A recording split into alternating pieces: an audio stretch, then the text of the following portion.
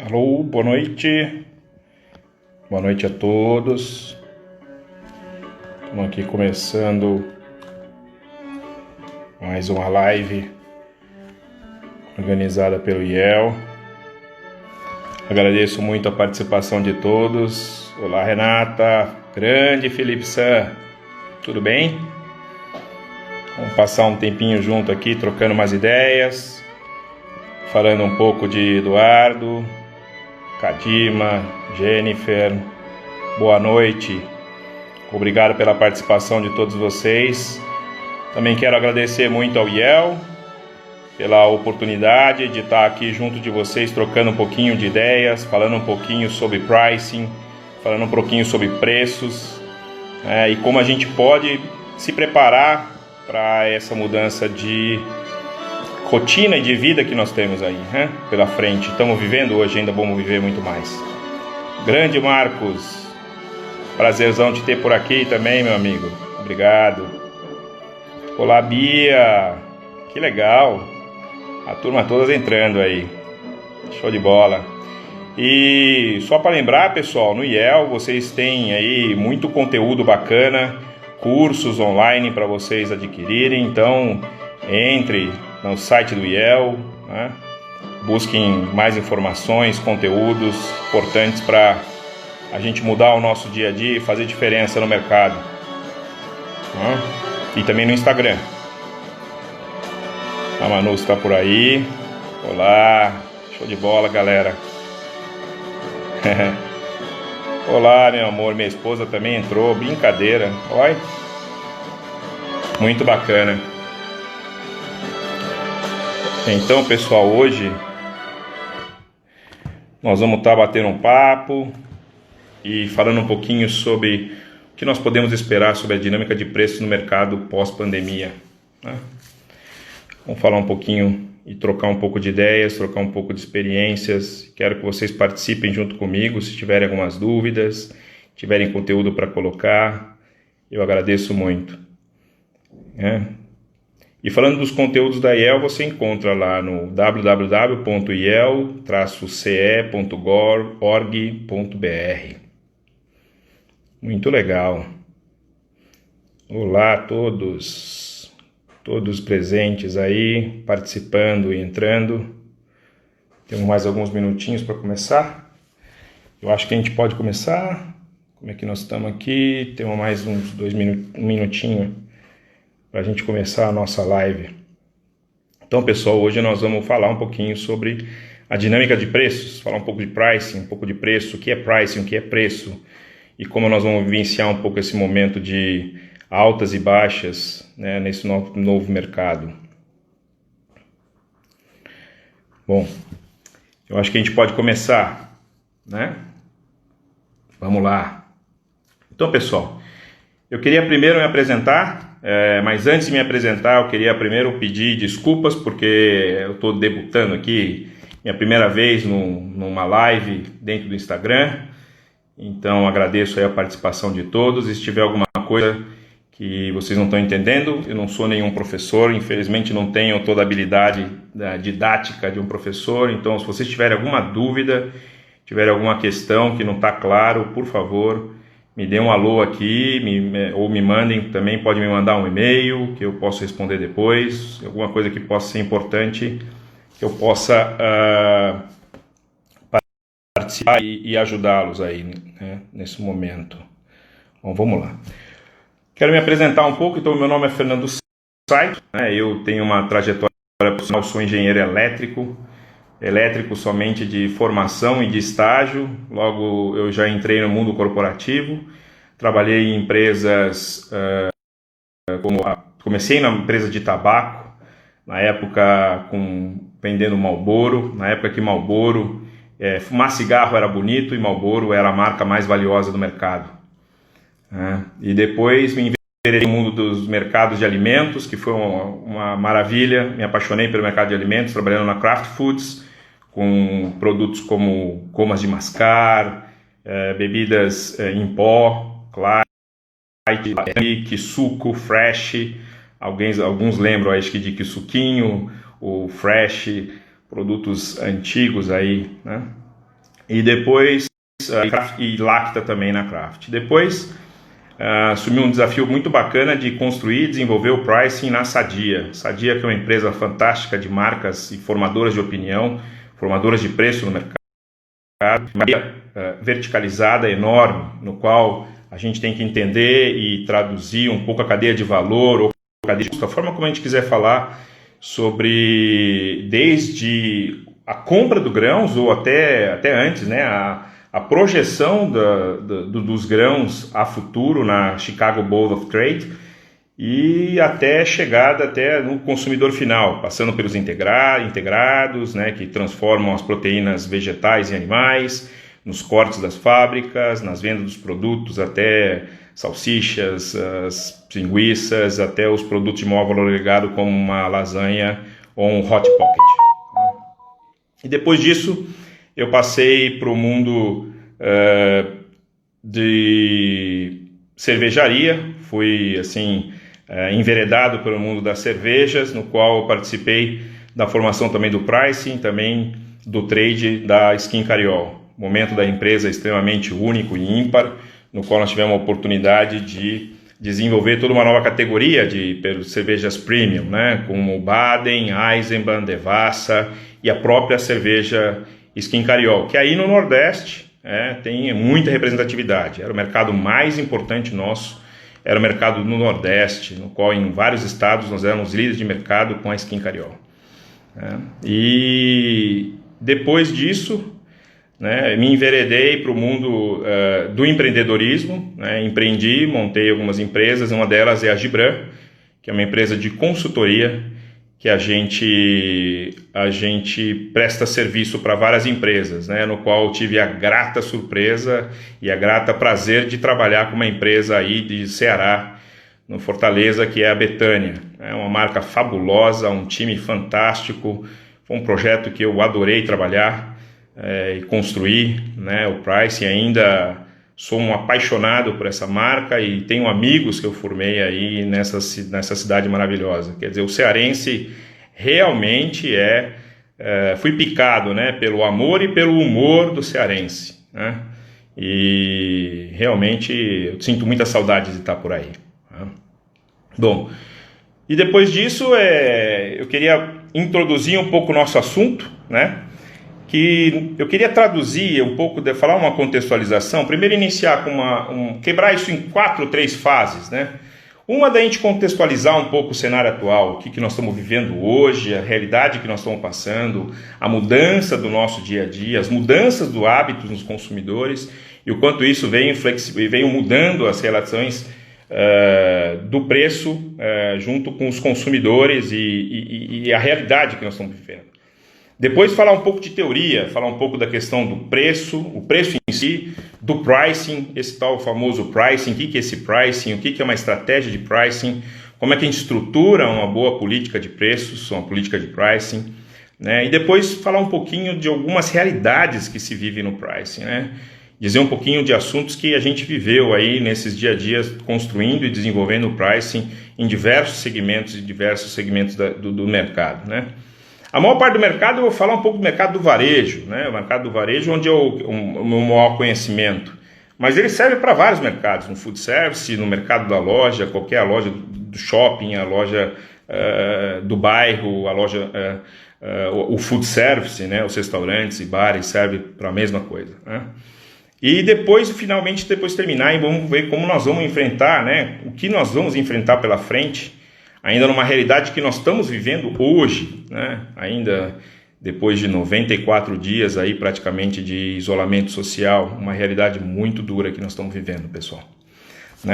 Então vamos começar, contextualizando, vamos lembrar um pouquinho, e aí é coisa de pouco tempo atrás, basicamente 4 meses atrás, em fevereiro, a gente começou a ver a China numa realidade da crise, da pandemia, e aí vivendo um pouco a realidade dessa pandemia se espalhar pelo mundo e virar totalmente aí em março uma realidade do isolamento social lá dentro da Itália e a Europa. A Europa passava um momento muito crítico e a gente assistia muito tristemente a realidade que estava passando a Itália principalmente, E eu me lembro muito bem, nos idos de 23 de março, a gente iniciou um processo, principalmente aqui no Sudeste, de isolamento social. Então, foi um momento assim de se preparar para ficar isolado e se enclausurar, né? E foi a primeira ida ao mercado de abastecimento geral, né? Então, foi uma correria total das pessoas saírem e irem ao mercado se abastecer.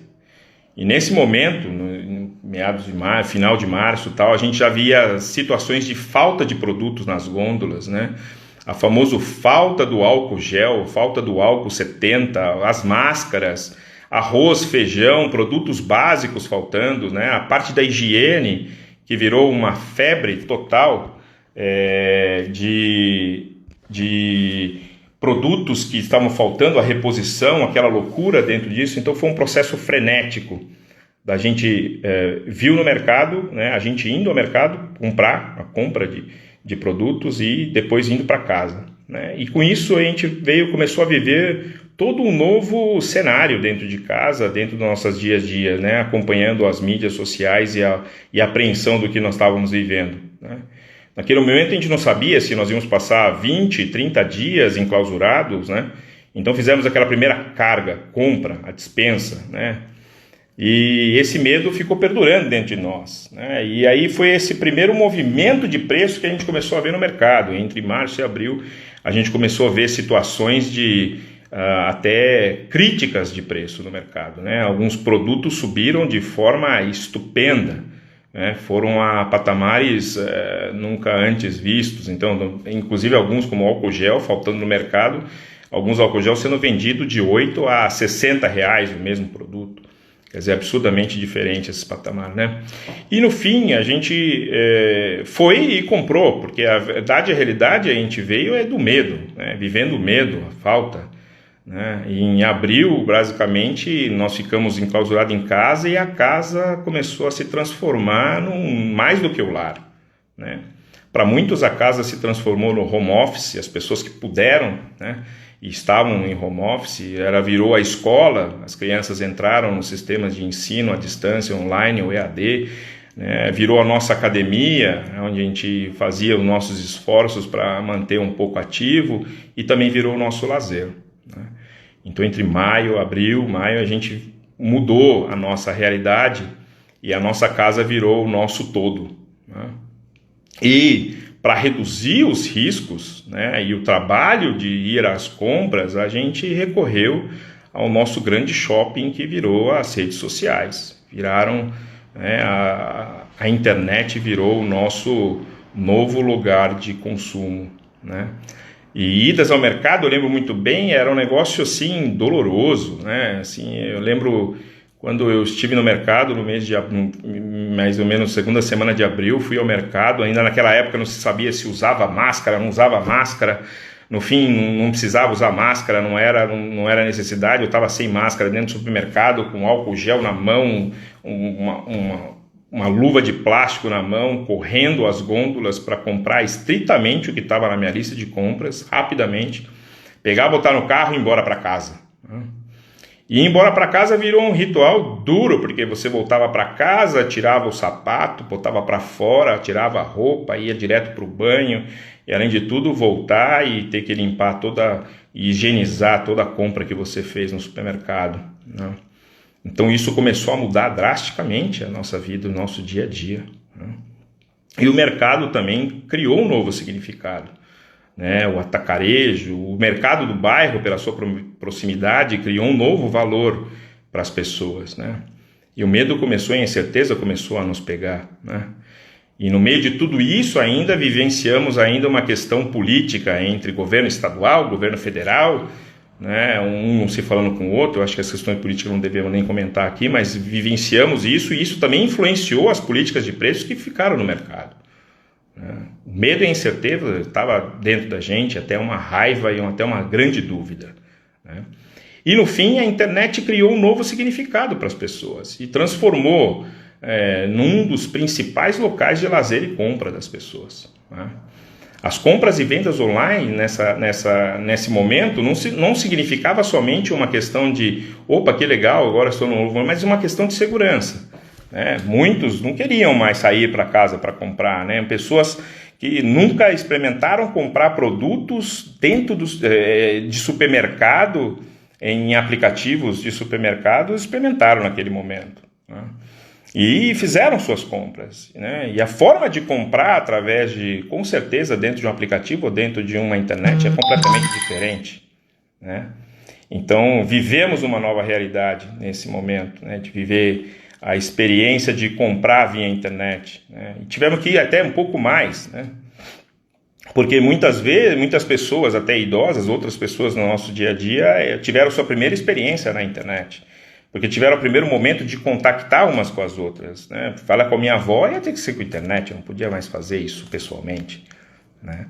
E aí o mercado online, exatamente de vários mercados de aplicativos, também explodiram. Os famosos Uber Eats, iFoods, Rappi, WhatsApp, virou umas grandes plataformas de venda para muitos, né? E muitas lojas de bairros, muitas lojas de shopping, empresas do food service, restaurantes, bares, né, se viram com a única alternativa, talvez que nunca pensaram em entrar no mercado digital, nem tinham isso dentro do seu pipeline, dentro da sua estratégia, né, de negócio, entrar fortemente no mercado digital, eles entraram, e tiveram que entrar. E muitos deles ainda estão vivendo essa realidade dura, porque o mercado eclodiu desses online, mas ainda não justifica toda a perda da venda presencial. Então, cresceu, explodiu, mas ainda não significa que estamos ok, né? Estamos ainda sofrendo com muito disso. Muitos deles estão sofrendo. E o consumidor, nessa ótica, ele mudou muito os seus perfis de consumo, né? Cozinhar virou uma nova realidade para esses consumidores, né? E o delivery também virou uma nova frenesi entre as pessoas, né?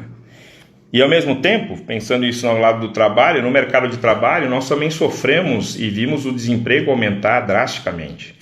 E esse desemprego aumentando drasticamente e aí vendo o suporte do governo para dar essa assistência, né, para as empresas. E eu acho que esse suporte foi muito importante, porque nesse momento talvez nós estaremos vivendo uma situação muito pior se a gente não tivesse ali o apoio, né, nas renegociações dos contratos de trabalho, a redução dos turnos de trabalho e a recomposição através do governo de 25%, 50%, 70%, né, os financiamentos de salário a futuro e principalmente a ajuda emergencial de R$600, que para muitos faz diferenças entre comer e viver, né?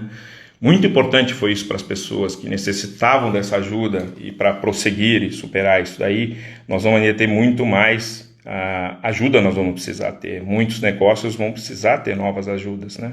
Então vem novos sistemas aí, talvez do Pronamp, para ajudar a gente a superar essa nova passada. Ainda a passos largos, mas a gente vai ter que ter esse alento ainda mais para frente, né?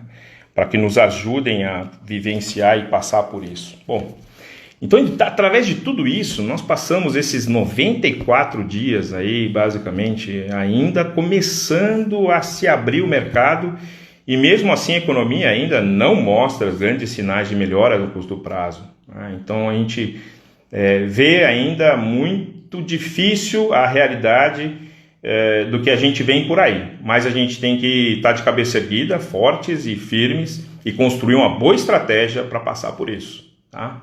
Novos hábitos se estabeleceram, né? Então, e eu vi uma pesquisa há pouco que saiu nessa semana passada, feita com mais de 1.000 e poucas pessoas da população em diversos lugares, alguns hábitos online que vão ficar ainda perante pós a pandemia. Então, era uma pesquisa que falava assim, bom, o que você manteria mesmo sabendo que a pandemia passou e você tivesse uma vacina contra esse vírus, né? O que você manteria? Então, 59% dos entrevistados disseram que manteriam ainda a higienização das mãos, né? 49% deles falaram que iam continuar cozinhando, descobriram na cozinha uma nova realidade, né?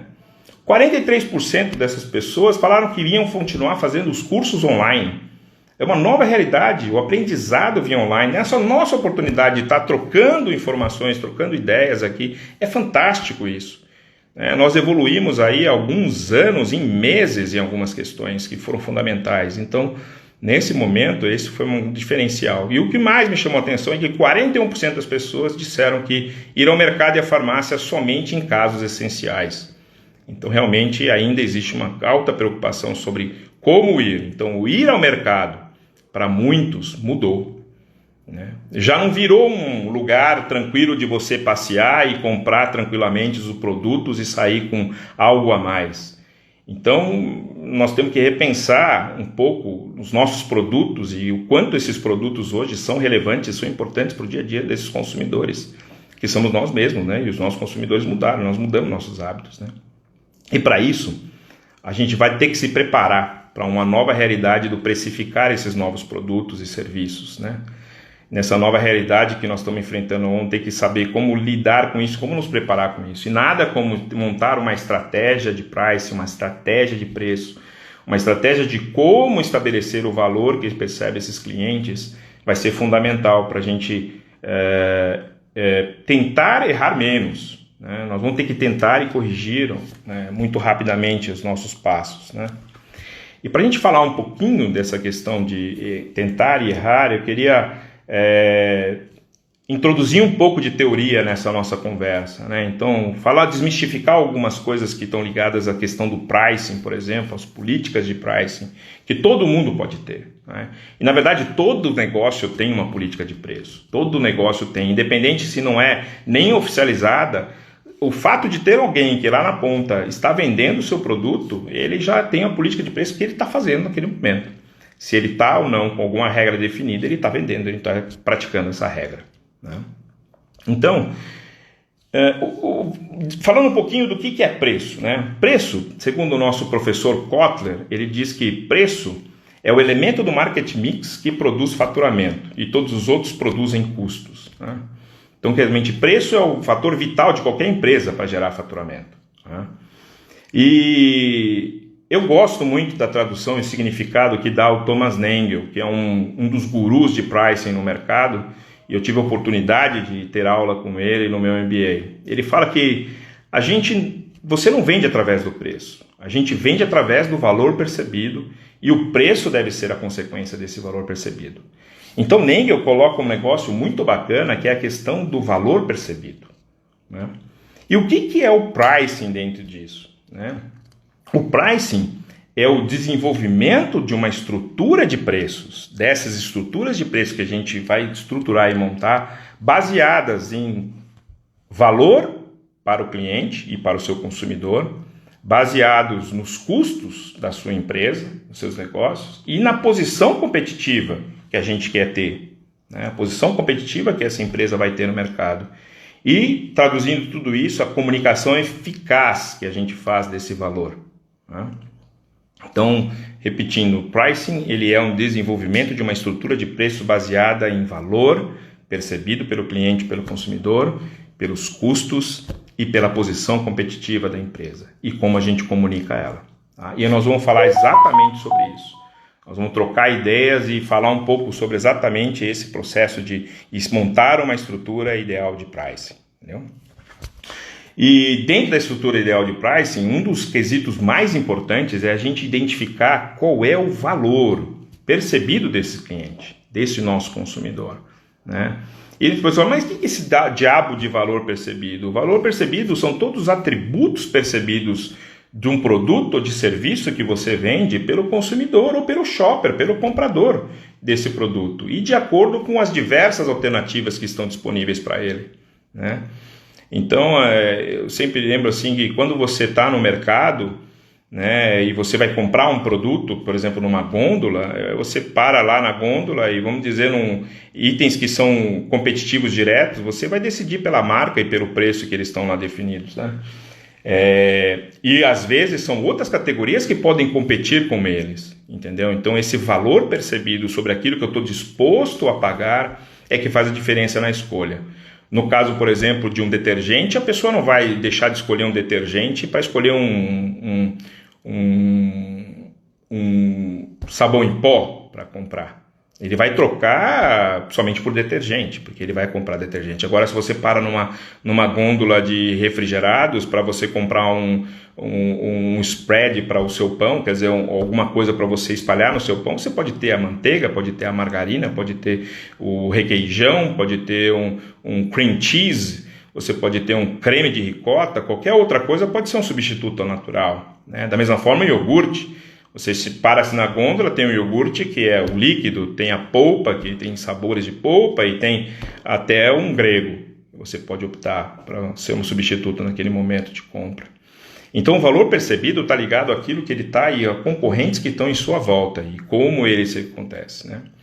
E eu gosto muito da questão como o Nengel coloca, ele fala assim, olha, o número escrito no tag, na etiqueta do produto, ele nunca deve refletir o custo do seu produto, mas sim o valor econômico que o cliente percebe nele.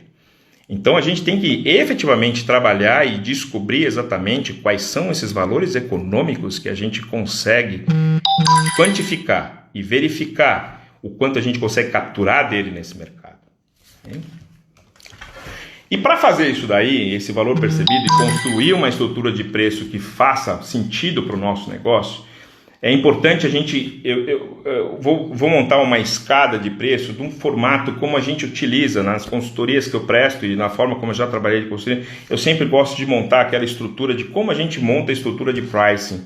E nessa estrutura de pricing a gente monta ela em escadinhas, no qual na primeira escadinha lá em cima está a percepção de valor desses clientes e consumidores. Junto deles estão lá a nossa estratégia de marketing, nossa estratégia comercial do negócio, né? No segundo degrau dessa escadinha está a avaliação de cada cliente, né? Dos clusters de cliente, né? Você pode agrupar os seus grupos de clientes dentro deles e fazer esse agrupamento de clientes dentro dele que são parecidos, são clientes da mesma natureza, e avaliar que tipos de cluster você tem, né? Então, de que forma a gente pode traduzir essas avaliações? É criando os clusters que fazem mais sentido dos seus clientes. Na outra escadinha desse negócio, nós temos preços da nossa competitividade, dos nossos competidores, dos nossos concorrentes, os preços nas categorias que são concorrentes naturais entre si. Deixa eu ver aqui que tem uma pessoa que está pedindo para enviar a solicitação para participar do seu vídeo ao vivo. Opa, não, vamos lá. E dentro desses outros custos concorrentes, eu não sei muito bem como lidar com isso daqui, pessoal. Então eu não sei enviar essa solicitação de participação de vídeo, ok? E dentro desse, a percepção lá dos consumidores. Segundo degrau, a avaliação dos seus clientes, dos seus clusters de cliente. No terceiro degrau, seu universo competitivo, sua posição competitiva, seus preços em relação aos seus principais concorrentes. E por último, não menos importante, mas tão vital quanto, que é os seus custos, né? O quanto custa cada produto teu dentro do seu universo produtivo. E é impressionante, nas consultorias que eu vim prestando e venho trabalhando, o quanto a gente ainda tem gaps na formação dos custos dos nossos produtos. E isso é muito importante, porque ele é quem vai validar toda a estratégia ali de cima de percepção de valor ou de estratégia comercial, se o que a gente traz aqui para baixo gera a expectativa de contribuição marginal que o negócio precisa ter para sobreviver, né? Precisa ter para ter a impugência que ela precisa ter para sobreviver, para viver. E se isso não for suficiente, nós temos que voltar com todas as nossas cadeias para reformular esse novo posicionamento nessa nova percepção. De duas umas, trabalhando para melhorar a nossa percepção de valor, podemos usar marketing, podemos usar o trade, podemos usar outras coisas, ações promocionais, podemos melhorar a nossa forma como clusterizamos nossos clientes para capturar valores e diferenciais de preços entre cada cluster, né? E com certeza vamos ter que repensar a nossa posição competitiva com os nossos concorrentes. Porque se aquele preço que eu imaginava determinar ter não me gera os lucros que eu tenho aqui, eu preciso remanejar, eu preciso refazer, né? E isso tem que ser feito produto a produto, pessoal. É muito importante a gente olhar isso produto a produto. Principalmente nesse novo cenário que a gente vai ter, vai existir uma nova realidade para nós entendermos o quanto cada produto é importante no nosso portfólio, né? O que realmente faz diferença nas minhas vendas, O que realmente hoje me traz menos complexidade, me traz abrangência e força para vender. Então, revisitar esse portfólio, depois de feita essa análise mais aprofundada, vai ser essencial para muitos negócios. E mesmo para os negócios que estão vivendo uma grande oportunidade com essa pandemia e com essa situação, estudar esse portfólio para alavancar os seus negócios, os seus lucros é fundamental. Quais são os negócios que estão, quais são as realidades desse produto para determinados clientes e o que eu posso efetivamente capturar nessa cadeia de valor, né? E tem certamente espaço para capturar nessa cadeia de valor, pessoal. Sempre tem. Eu sei porque quando eu entro nas empresas para fazer uma consultoria de pricing, a equipe comercial, a primeira coisa que fala, vão aumentar todos os preços. Agora o preço da companhia vai crescer. E na verdade, o grande trabalho do pricing não é o aumentar o preço. Obviamente, em muitas categorias nós vamos fazer um trabalho de reposicionamento de preço. Mas, na verdade, nós temos que entender qual é a maximização da nossa contribuição marginal, da margem gerada pelos produtos em si, para aí sim compor esse diferencial que vai pagar todas as despesas e os investimentos de cada empresa. Então, e muitas vezes nós vamos, pelo contrário, nós vamos fazer um trabalho mais exploratório de um preço mais agressivo em determinados canais e clientes, né? Descobrir espaços em determinados clusters de clientes, quebrar cluster de clientes em outros pequenos clusters para capturar valor nesses pequenos universos de cliente, né? E algumas realidades nesse processo sempre acontecem, pessoal.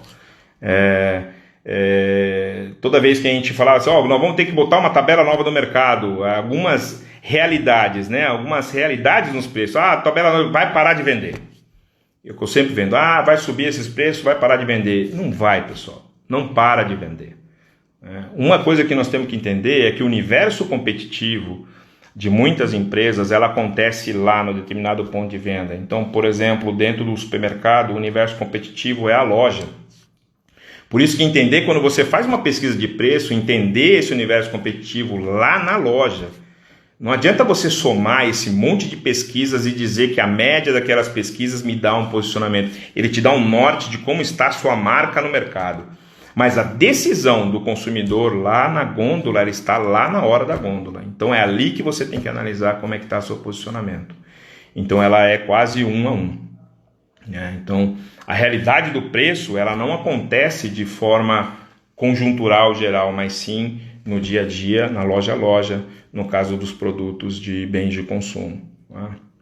E eu acho que da mesma forma para qualquer outro negócio, a realidade do preço e a forma como você faz e coloca esse preço e divulga esse preço faz toda a diferença. Então, e outras realidades de preços que a gente vai sempre deparar é o seguinte, sempre vai existir uma pressão sobre preços cada vez mais baixos. Não vai existir em lugar nenhum desse planeta uma pessoa que vai entrar e vai dizer assim, olha, eu pagaria mais por esse produto. Nem as mulheres que adoram sapatos e bolsas vão parar na frente do balcão da loja e falar, olha, eu pagaria mais por esse sapato, pode botar mais preço aí. Não, ela vai pedir por desconto. Então a pressão de preço sempre vai ser para baixo, pessoal. Sempre vai ser no desconto ou algo a mais.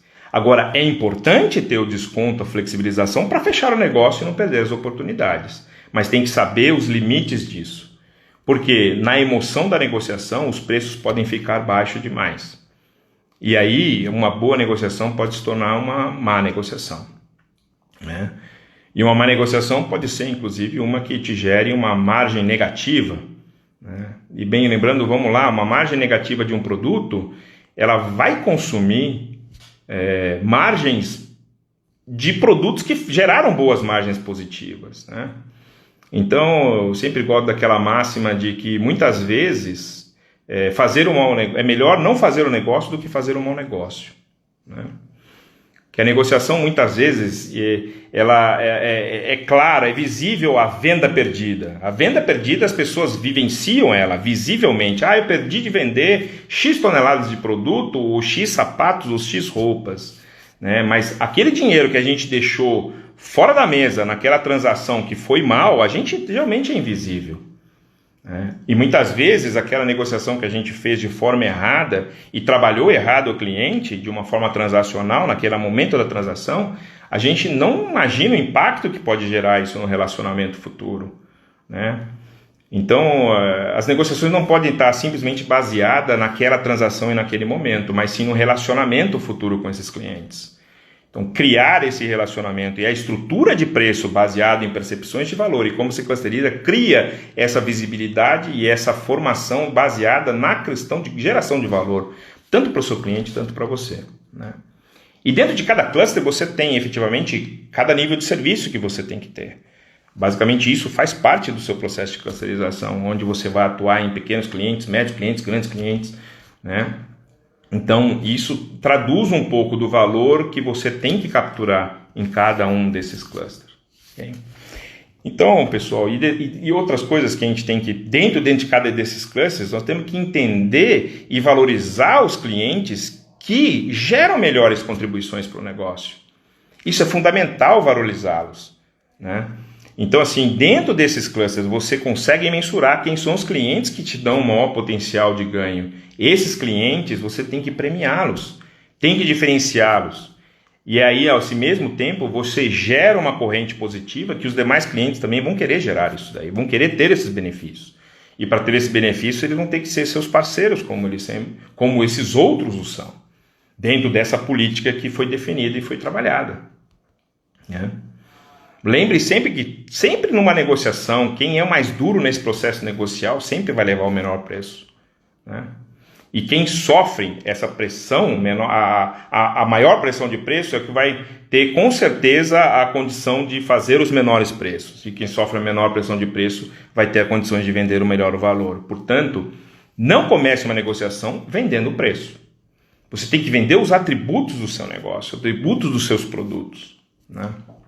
Não adianta nada a gente ter uma equipe de marketing que conhece, que sabe tudo sobre o atributo do produto, se o cara que está lá na ponta, o nosso vendedor, a pessoa que está com contato com o consumidor, não souber vender esses atributos de valor. A gente tem que treiná-los, a gente tem que trabalhá-los, a gente tem que simplificar a forma como ele tem que traduzir a venda dele além de um tag ou de uma tabela de preços, né? E por incrível que pareça, a McKinsey fez uma pesquisa há muito tempo atrás, e essa pesquisa dizia que 20% apenas das pessoas acreditam que entendem sobre o valor que os clientes dão para os seus produtos e serviços. Apenas 20%. Então veja o tamanho de oportunidade que a gente tem para entender e capturar valor. Apenas 20% entendem dos seus valores de produto e serviço. Então, focar em descobrir esse diferencial de preço, diferencial de valor que o seu produto tem para você conseguir traduzir isso numa política de preço mais rentável e lucrativa é fundamental, né? É vital. E dá para você fazer isso de várias maneiras e em qualquer tamanho de mercado. Falar, mas eu sou muito pequeno, eu tenho poucos clientes, eu tenho 50 clientes, pô, que bom. Dá para você ligar para todos os seus 50 clientes e tentar entender qual é a percepção de valor que tem o seu produto, o seu mercado, o seu serviço. Ou se você tiver uma camada muito grande de clientes, olha, veja a internet, veja o WhatsApp, veja a loucura que foi essa conexão entre as pessoas. Então hoje é muito fácil você conseguir ter uma percepção sobre isso. Muito mais fácil do que se era no passado, né? E no fim, é muito importante, pessoal, a gente ter claramente a visão no final, dentro de cada um desses clusters, o quanto de cada cluster de clientes geram de contribuição e deixam isso na sua mesa, deixam isso na sua empresa, entendeu? Porque eles é que vão determinar se sua estratégia que você desenhou comercial para cada um deles e a forma como o negócio vem crescendo e vem se estruturando está respeitando a sua estratégia. Será que aquele patamar de resultado que eu esperava naquele tipo de cluster ele está acontecendo? Ele está sendo realmente eficaz, né? Então, se não está, você tem que fazer essas mudanças, tem que fazer esses ajustes, entender o porquê, né? O que a gente muito viu nesses últimos tempos é tomar cuidado com a alta dependência de alguns clientes únicos, né? O atacarejo virou uma grande força de venda no mercado, mas ao mesmo tempo, se você deixar, o seu negócio fica dependente desse universo, e é terrível, entendeu? Distribuição é fundamental, né? Quanto mais pessoas, quanto mais clientes você se botar a divulgar e a vender seu produto, menor o seu risco do seu negócio, né? Não fique dependendo essencialmente de poucos clientes na sua cesta. Multiplique sua cesta. Faça suas cestas multiplicarem, né? Porque aí você vai ter maior chances. E falando um pouco de abordagens, as abordagens desse pricing, dessa realização de pricing que mais dão dinheiro, com certeza a Felipe San falou que gerar valor é consequência de relacionamento e foco na estratégia. Não tenha dúvida disso, né? Foco na estratégia e executar aquilo que a gente se predispôs a fazer é fundamental, né? E quais dessas abordagens de pricing que resultam em resultado nas empresas? Né? Atingir resultado, atingir lucros, né? As abordagens dentro das empresas que elas são resultado de um pensamento estruturado, um pensamento exatamente estratégico, e não no singular. Pessoal, o achismo morreu. Não dá mais para a gente tomar decisões pelo eu acho que. E não precisamos mais tomar decisões pelo eu acho que. Entendeu? A questão é como a gente vai juntar essas informações e desenhar uma boa estratégia com ela. Tá? E as abordagens que alteram o preço de forma rápida são fundamentais. A gente tem que ter agilidade para mexer e ter condições de mudar a nossa política de forma rápida. E principalmente nesse momento tão turbulento, nós vamos ter que testar condições de preços a todo momento e ter a humildade de falar, olha, aqui eu fui errado, eu tenho que ir mais rápido aqui eu posso ir mais devagar, aqui eu posso ser mais invasivo, será que eu consigo fazer determinadas coisas aqui? Vamos testar, vamos fazer. Então, trabalhar isso de forma viva, a sua política comercial tem que ser viva. A conexão entre as pessoas que estão ligadas à gestão do preço e à gestão comercial e à gestão de marketing tem que estar conectada, né? E sempre buscando as melhores alternativas para maximizar a massa de margem, a contribuição marginal, né? As que analisam e entendem seus clientes e a concorrência vão sair na frente, pessoal. Então, entender a nossa concorrência, entender os nossos clientes, o valor que eles precisam, é fundamental para a gente sair na frente nessa nova guinada, né? E não tem como, a percepção de valor, ela é muito rara, ela muda, e nós mudamos, né? De fato, alguns produtos que para mim eram essenciais, deixaram de ser essenciais nesse meu dia a dia. E quais outros que me tornaram essenciais? E o que eu posso fazer dentro da minha cesta de produtos para tornar eles então mais visíveis, mais atrativos, mais prontos para serem vendidos? Será que é esse que eu tenho que apostar mais e acreditar e fazer com que eles aconteçam, né? E nunca esqueçam, pessoal, queira ou não, todo cluster de serviço, ele tem o seu nível de serviço que está agregado nele. E isso é fundamental. Muitas vezes a gente esquece de vender os níveis de serviços que a gente entrega, entendeu? Diversas vezes as empresas entregam um nível de serviço espetacular no mercado e não conseguem traduzir isso nas suas políticas comerciais, entendeu? E ele é totalmente justificável, né? Totalmente honesto de você colocar e fazer isso daí, né? E fazer isso dentro da sua política, tá? E o que nós vamos enfrentar com tudo isso, pessoal? Temos que construir essa estratégia de price, essa estratégia comercial montada através do valor, das nossas clusters de cliente, da percepção que a gente tem da concorrência e os nossos custos. A gente vai ter que construir dentro disso a nossa principal arma, que é a nossa argumentação no mercado junto aos nossos clientes e aos consumidores, né?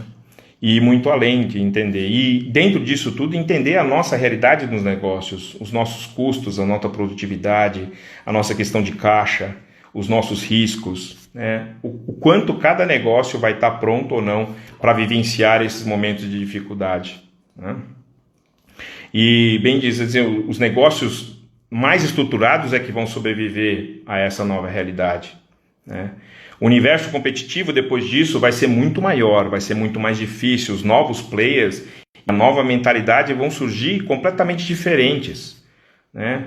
E quem sobreviver vão ser os melhores que vão estar lá. Então, eficiência, ser enxuto, conseguir girar com menos e pagar as nossas contas, diversificar sem que aumente demais a complexidade no nosso negócio, repensar o nosso mix de produto e o seu significado ao mercado. E um outro ponto são as parcerias. Nós vamos ter que buscar parcerias no mercado.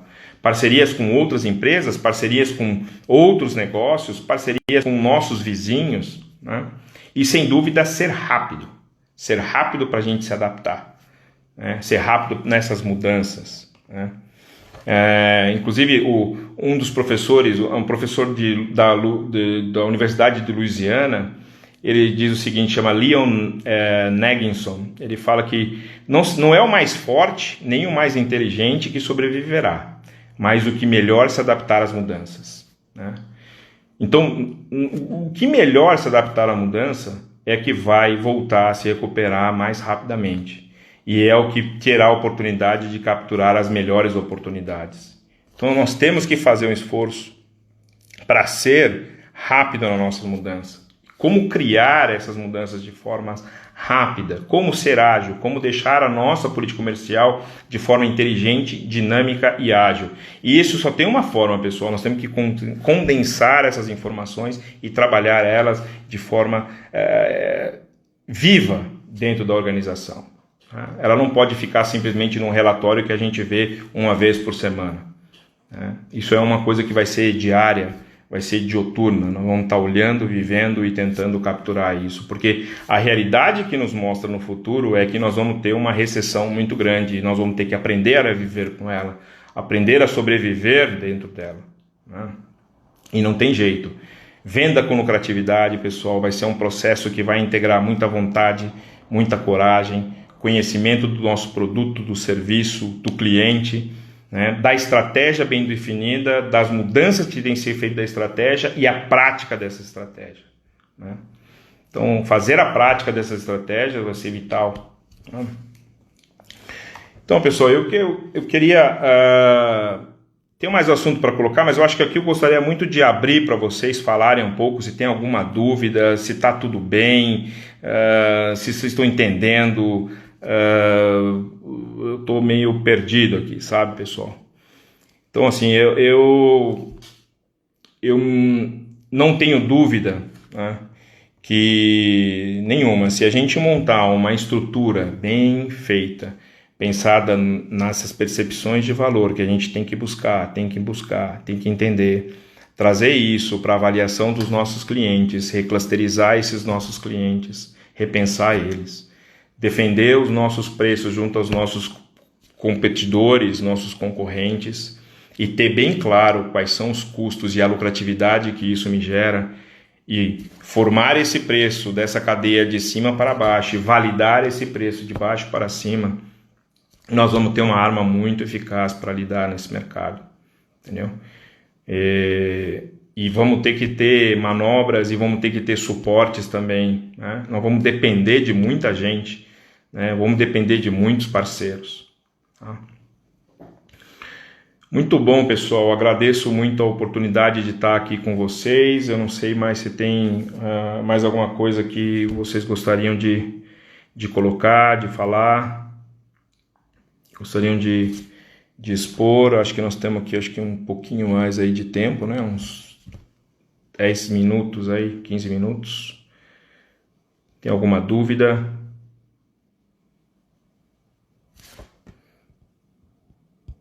Muito bom. Agora, pessoal, como a gente falou lá do IEL, não esqueçam de procurar na IEL, pessoal. Tem muitas informações, né? Tem muita coisa bacana para a gente aprender e para a gente se instruir. Então, entre lá no site, entre no Instagram. Que infelizmente preciso para a minha empresa para implantar uma boa política de pricing. Pum. Muito bom, Felipe. Algumas ferramentas fundamentais são uma, pesquisa de preço. A outra é acompanhar seu preço diariamente. O preço ele tem que ser uma coisa de ocupação diária, né? E diria mais, a gente acompanhar os preços não somente do global da sua empresa, mas o preço definido em cada cluster que você definiu deles, né? e acompanhar durante esse tempo o quanto de contribuição está gerado em cada um desses clusters. É fundamental para saber se essa estratégia ela está fazendo sentido, se os preços que vocês estão praticando estão realmente gerando o que tem expectativa de resultado. Eu vou colocar preço na mercadoria alto padrão no Insta e no Facebook, vale a pena? Olha, eu acho que o mercado,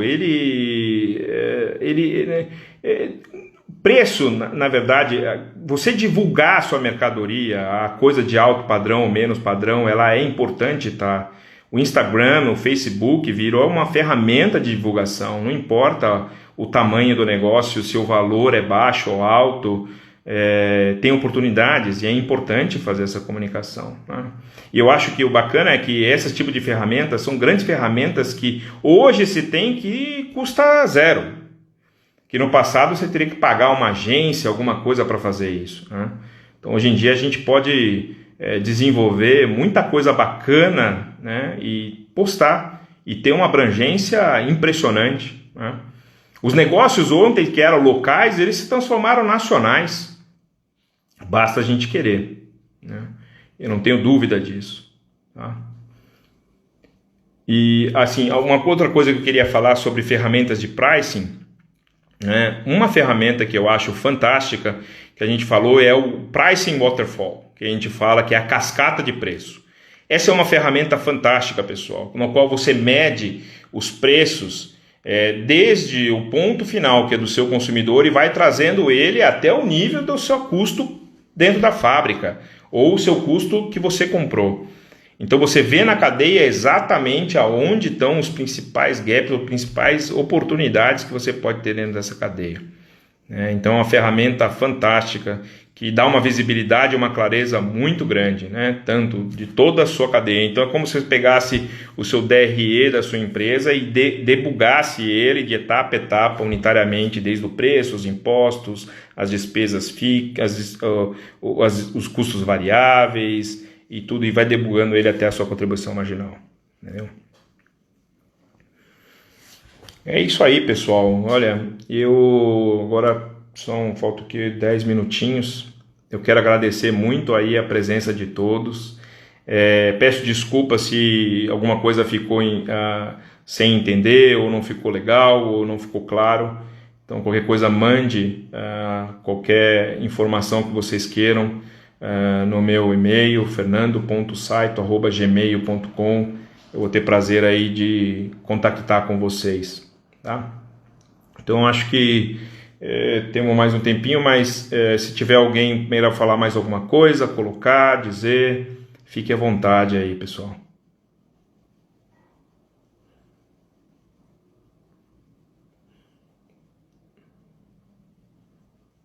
Muito bom, turma.